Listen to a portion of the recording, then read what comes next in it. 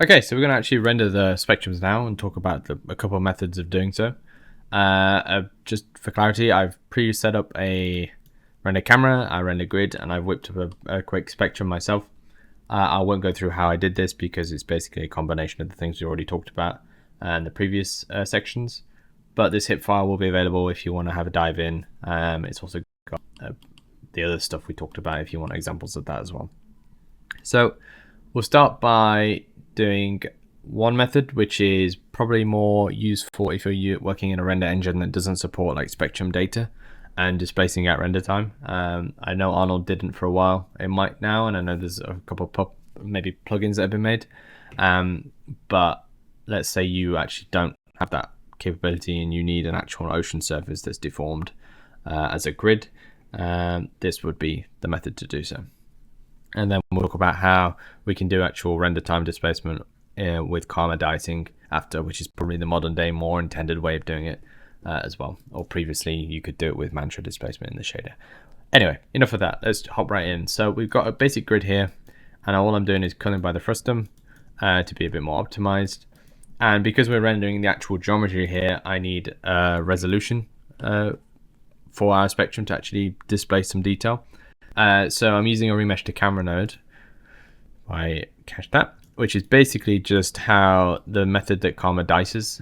You'll see if I go to wireframe and zoom in, it gets more dense the closer we get and more sparse the further we get out. It's basically just an adaptive resolution. There's many other ways you can do it yourself, so by all means do that. But for the sake of this example, it was super quick. So that's all that's doing. And then if I actually view our spectrum, you'll see that we have our detail here, and we don't really care about detail at the back here, which is why it's a little bit more low res, but that's perfectly fine. So yeah, so in theory, this is all we need, right? If we're rendering it as an actual mesh or a surface, we've got our displaced spectrum on there, and we can render this. Now, in terms of caching, you kind of have two options here. Three options. You could just not cache. You could just evaluate everything at render time. Probably not the smartest idea unless you're doing a really quick spectrum that's super easy to do and low res. Probably a more brute force way of doing it is you could put a file cache down here at the end and just cache every single frame out as a sequence. I mean, that's a very safe option of doing it. Obviously, you're just reading in a lot of data then, but you're not actually cooking anything in terms of computing the evaluate itself. Big downside to that though is you're storing, in this case, 120 frames of 8 million primitives per frame. So storage wise, that can create quite a lot of file sizes, and it's probably not the most efficient way to do that. The preferred method, I think, would be to put a file cache down here and a file cache down here. Do a single frame cache of your base grid, because obviously that's not changing, and then with the spectra, cache that as well. Depending on masks, which I'll touch on in a few minutes here. If your masks aren't really animated, don't worry about it. You can just do a single frame cache as well of the spectra. So in that case, you're having two single frame caches, which is way less storage space, and you can just feed those into either, if you're rendering it yourself, you can just render that, or if you're passing it to lighting, you can just be like, okay, here's this, here's the grid, here's the spectra, evaluate and render. It saves some time. Obviously, you still have to cook doing that, but it's a little bit more efficient and probably a bit more optimized, I would argue, than caching out every single frame, especially if you've got really large, really high resolutions. That would be quite heavy and not recommended. But enough of that. Let's say I'm going to quickly walk you through now, because we've got what we need to render. I've got my render node set up here, which is all it is, an object merge, bringing in that null. And I'm gonna hop into stage context here. Hopefully you're somewhat familiar with Solaris, because this isn't a Solaris tutorial. I've pre-set up a few things here. I'm just bringing in the camera, the lights, and my human reference. And if I also just show that I'm bringing in the ocean surface there, view our camera, you'll see here it is. Material wise, I'm gonna kind of gloss over here because I'm actually using the same material as I will be with the dicing, so we'll talk about that there. So for the sake of this, just pretend you're happy with that and the materials applied. And then if I go to karma and I go to XPU and just render this.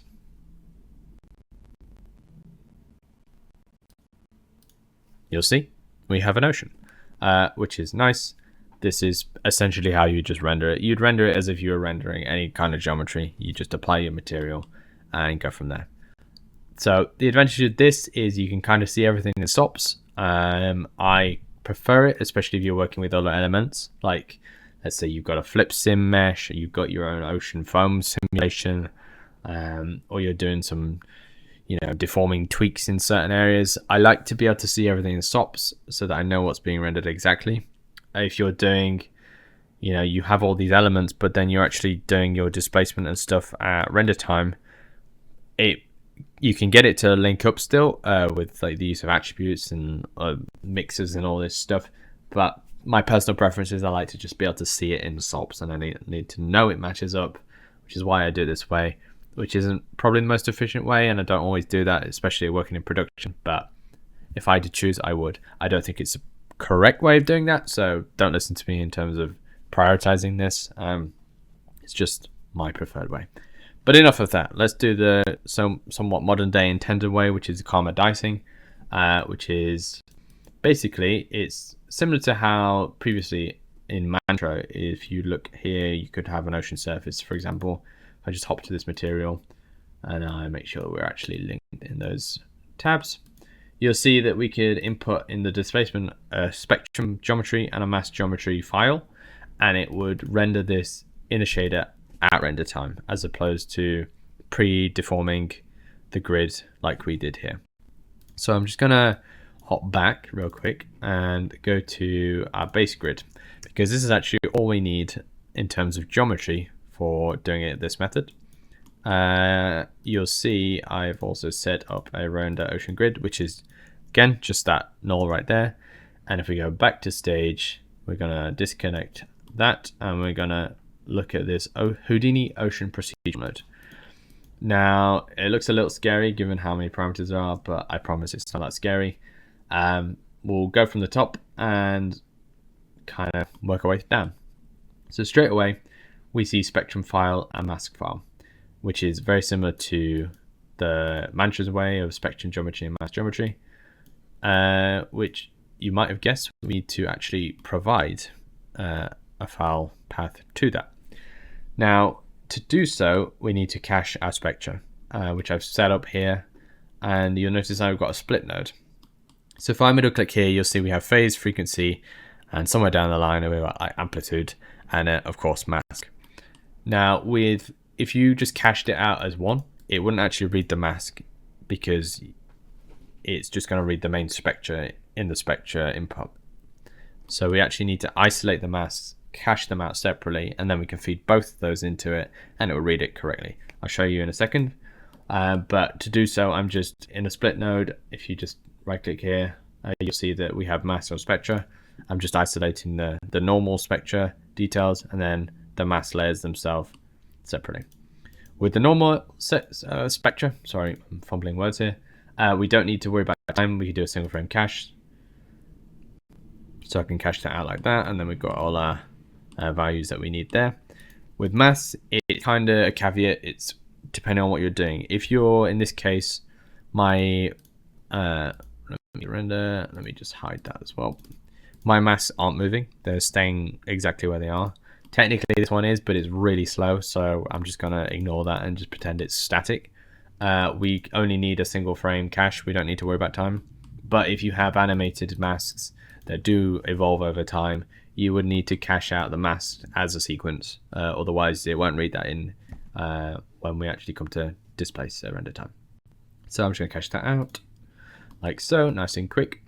And now we have, if we go to advanced and scroll down to output file at the bottom, we have our path to our file for our spectra, and then also our masks. So you can link these, but I'm just going to copy and paste these for now. And if we go back to the stage, Houdini ocean procedural, and just paste that spectra in there. Or alternatively, I could just manually path to it here. But I don't particularly like doing hip related, path origins or whatever. So I'm just going to hard code that like this in the example. You could link them, relative link them, But if you're overriding or updating your spectrum, you need to really be sure that what you're caching is what you want to use. So for this, I'm just gonna use what I've already cached like this. Anyway, enough of that. Let's actually start rendering. So next thing is render geometry. So this is where we're actually going to plug in our render ocean surface. Our grid, which if I just visualize this, is just that frustum called grid, nice and simple. And you'll see that nothing's happened. We've plugged our spectrum in, but we don't see any deformation whatsoever. So I'm going to plug this in now to our main Solaris network and go to Karma render settings. And I'm going to XPU and we're going to see what happens. You'll see nothing happens. It just renders as a plain grid. And this is kind of something that I don't really like, because if you actually rendered it out and you rendered the ROP and as an image, you would actually see that displacement there. However, because we're working inside stage and it's a preview, you don't see that. To do so, we need to place down a preview Houdini procedurals node, which I do not like. Especially working with high-res things or large things, it can be really slow to cook, but hopefully it's nice and quick here. I'm just going to go back to the Houdini viewport option, and you'll see if I visualize this,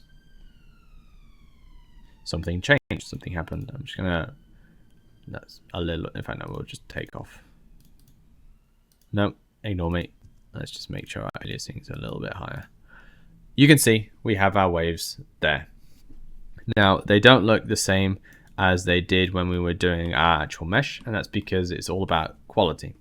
But there's a few things we need to worry about first. So if we go to our Karma render settings here and we go to geometry and shading, and at the bottom we have dicing, we need to actually enable dicing camera, and we need to point it to the correct camera that we're rendering from, which in this case is render. You can link these two with copy parameter and paste relative references, which I often do just to be super safe, and you'll see that that's pointing to the same thing there. Dicing quality scale here, I won't touch. One's fine, because we're going to be dialing that in on the actual procedural node itself. So if I go to Houdini, which I am at, and I go to wireframe, you'll see that now it's doing basically what that remesh to camera node did in SOPs for us. It's doing that adaptive remesh based on camera distance, which is obviously the dicing of it. You'll see it's very different to the value we had. But that's because there's two values here. There's viewport quality and there's dicing quality. Dicing quality is the actual render quality that you do if you were to save the image out.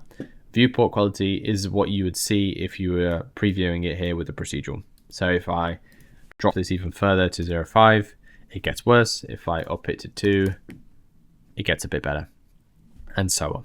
So this is really important. You can afford to up the quality, the main one, a little bit, because obviously you're not actually rendering them in OpenGL, but viewport quality, don't go stupid high because you will crash. It will take forever. You will probably run out of memory. So it's something to just keep an eye on and dial that in sensibly.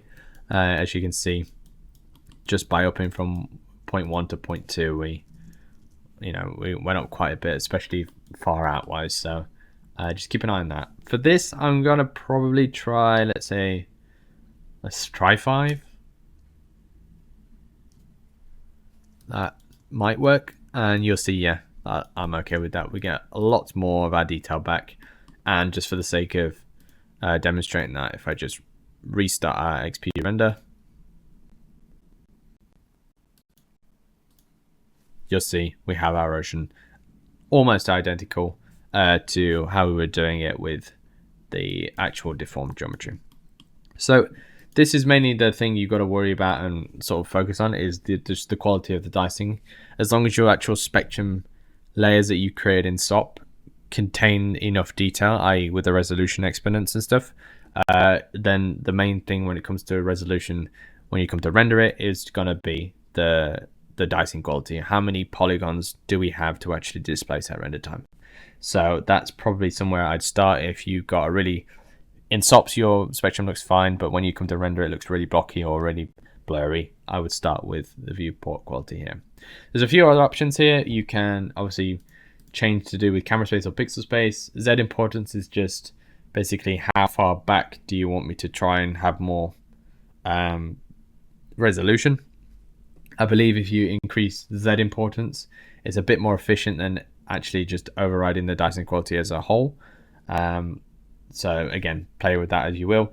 Window size is basically just if I go back to Houdini viewport, it's just kind of the crop of the bounds on each side and the X and Y of how much padding to do. So if you're rendering with overscan, for example, you'll probably have to increase your window size a little bit, or you know, just to make sure you've got that detail on the edges. Otherwise, you're gonna have some of this really low res thing that obviously is not dicing to a high quality, kind of seep in with overscan there if you're doing some bunch of lens distortions in post and stuff. So something to look out for. Downsample is just downsamples the spectra. So if you don't want to render super high resolution for some weird reason, you can do that.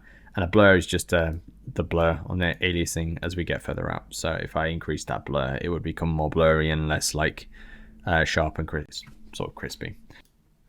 Okay, so I kind of glossed over this little bit here with the group and the rendered geometry as interior. In this case, we're inputting a grid, which is fine. But you could also input like a box or an extruded volume, and you could group the top layer of primitives and just input that group here. And basically, this render reference geometry as interior kind of mimics the interior volume that you might have used when working with like Mantra. So you could have an extruded volume down in Mantra and apply a uniform volume shader to it, and then render that as well with your ocean displacement, and it would kind of mimic that kind of underwater volume-esque refraction and stuff in our shader. This basically is what that's doing because it's applying the interior material to that. But for this case, I'm not going to touch on that. It's a simple grid. We're not really worried about that. It's an introduction to spectrums, so I don't want to go too into detail into shading and stuff because that isn't really my forte, and I don't want to give advice that isn't actually accurate. So we'll stick with what I know, and that's basics materials like so. Surface material, if I just dive to this, these are all inside of the procedural node itself. This is where we can kind of tweak the diffuse, the specular transmission, etc. There are foam things, but we'll talk about that in a second. In this case, I've just increased the intensity of the diffuse to try and get a bit more color through, and I've reduced the specular roughness to try and get a little bit more shininess to our water. You can dive in and you can sort of tweak these yourself. If you want specific ocean colors, you can mess around with these and put your own attributes, your own ramps, etc. But have that what you will. For the sake of this, we're just going to roll with almost the defaults really. Same with the other two materials there. So next thing is point velocity. Now this is essentially the exact same thing as the ocean evaluate point velocity that I enabled when I was rendering the actual deformed grid. All that does is that calculates the velocities and outputs that. In this case, I believe it does it straight to the prim bar velocities, as opposed to, obviously we were doing it in stops and then it was having to be converted when we were importing that. And then if we're rendering with our motion blur on, that will have that data there, so we get our accurate motion blur. Super simple stuff.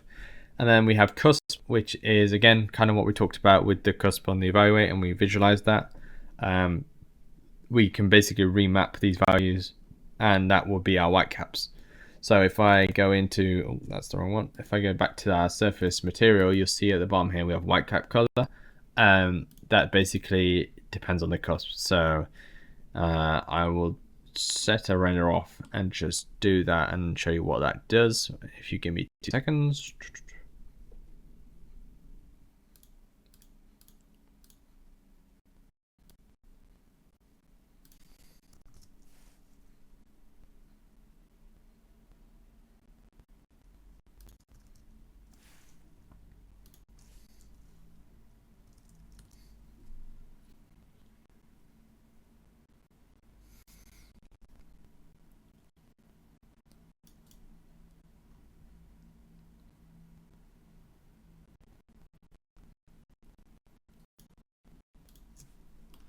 Okay, so if I had to adjust the min and max values here, obviously because our ocean is really calm. Well, in the grand scale of things, it's more like a lake. Whereas if you're going with a high bow for rough seas, your cusp values from a get-go will be a lot higher. So in this case, I just have to remap them slightly. But once I do that, you can see that in our shader you actually get a bunch of whitecaps here. If I just make it a bit bigger to be able to see. And that's basically all that is. It's using that cusp attribute that we visualized previously in SOPs. And it's just tweaking the shader to be white in those areas. You could, I guess, suppose, visualize your geometry in SOPs, kind of dial in that cusp attribute to a range you like, and then just copy those values here and then render it as dice still. That would be a good way of sort of dialing that in, but that's basically what this is doing. And we can control the gamma and the intensity and the whitecap color and shader, as mentioned before, if we go here. But yeah, in this case, because it's the type of surface it is, I don't think there would be this kind of whitecap thing, so we're not going to worry about this. We're going to just reset this to default and basically forget it exists. So that is that, which I will do right now very quickly. So I've just turned off the cusp stuff in general here, because for our ocean or lake surface, whatever you want to imagine it as, we don't really need that. It's not the right kind of vibe for it. But again, just to demonstrate what it was, there it was. And at the bottom there's one last thing, which is foam. I'm not going to really touch on this because this is more of a spectrum introduction as opposed to, you know, ocean foam and whitecap tutorial. But essentially you can run either your own thing, or there's a ocean foam SOP DOP thing itself, and you can run the simulation. You can plug those particles in here as a file cache, and it basically renders that with your surface. I personally prefer to do that separately and bring it in as its own sort of stream, just because you get a bit more control. But by all means, have a play with that. I'm sure there's 100 tutorials that can cover that, specifically ocean foam.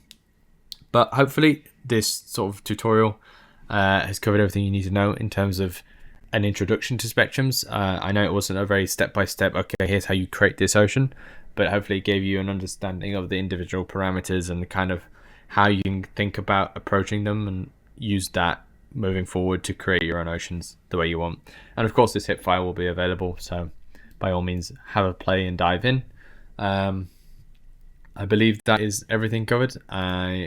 Feel free to ask any comments below and I'll try and answer them if I can. But yeah, thank you for watching. Hopefully this sort of mini series was useful, and go make some oceans.